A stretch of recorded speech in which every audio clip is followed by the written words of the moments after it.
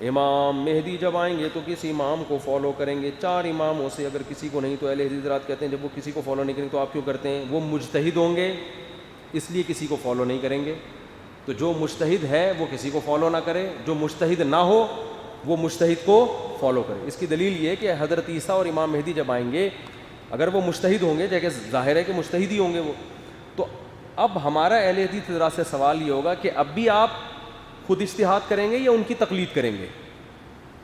ہم کہتے ہیں اب آپ کو حضرت عیسیٰ کی تقلید کرنی پڑے گی، مجتہد ہوں گے،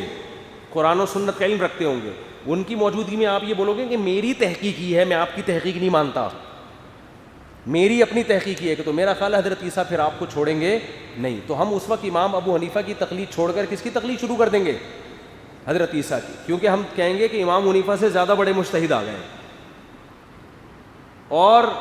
حضرت عیسیٰ کسی کی تقلید نہیں کریں گے کیونکہ وہ خود کیا ہوں گے؟ مجتہد، جیسے کہ امام حنیفہ کسی کی تقلید نہیں کرتے تھے، لیکن امام حنیفہ اس وقت تقلید نہیں کرتے تھے جب وہ مجتہد بن گئے تھے، جب تک مجتہد نہیں تھے وہ بھی تقلید ہی کیا کرتے تھے۔ اسلام میں آپ کو 2 ہی طبقے ہمیشہ سے ملیں گے، یا تو مقلد یا مجتہد، یا تو خود آتا ہے لہذا ضرورت نہیں ہے، خود نہیں آتا تو اب کسی مجتہد کو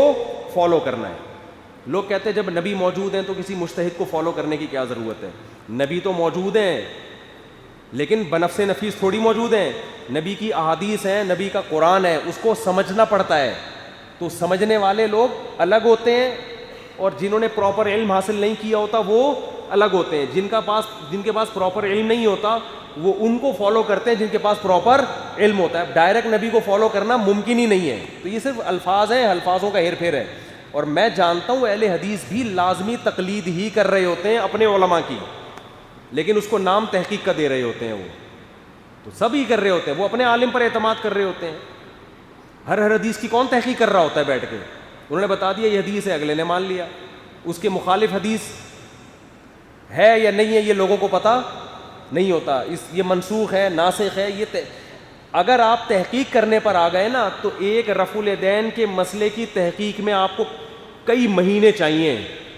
یہ جو لوگ کہتے ہیں نا ہم نے تحقیق کر لی ہے، ان کو میرے پاس لے کر آئیں کبھی، پھر میں بتاؤں گا کی ہے کہ نہیں کی ہے۔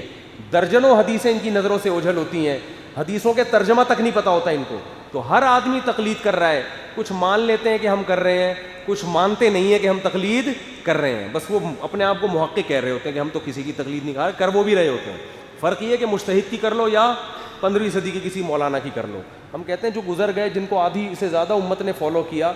ان کی کرنے میں زیادہ عافیت ہے۔ یہ ہمارا اہل حدیث سے اختلاف ہے، معذرت کے ساتھ ہم اس سے کہتے ہیں ایکسکیوز می سر۔ باقی ہم ان کو نہ جہنمی کہتے ہیں، نہ ان سے نکاح کو حرام کہتے ہیں، نہ ہم ان کو یہ کہتے ہیں کہ یہ جو ہے وہ دائرہ اسلام سے خارج ہے۔ یہ اختلاف ہے ہمارا، جہاں اتنے اختلاف ہیں وہاں ایک اور سے، تو کیا ہو گیا اس میں؟ ایسا کو گھبرانے کی کیا بات ہے؟ باقی اس میں پھڈے وڈے کی ضرورت نہیں ہے، بھئی ہماری یہ رائے آپ مان لو ٹھیک ہے، نہیں مانے تو آپ کی مرضی، اس میں پھڈے بازی کی ضرورت ہے۔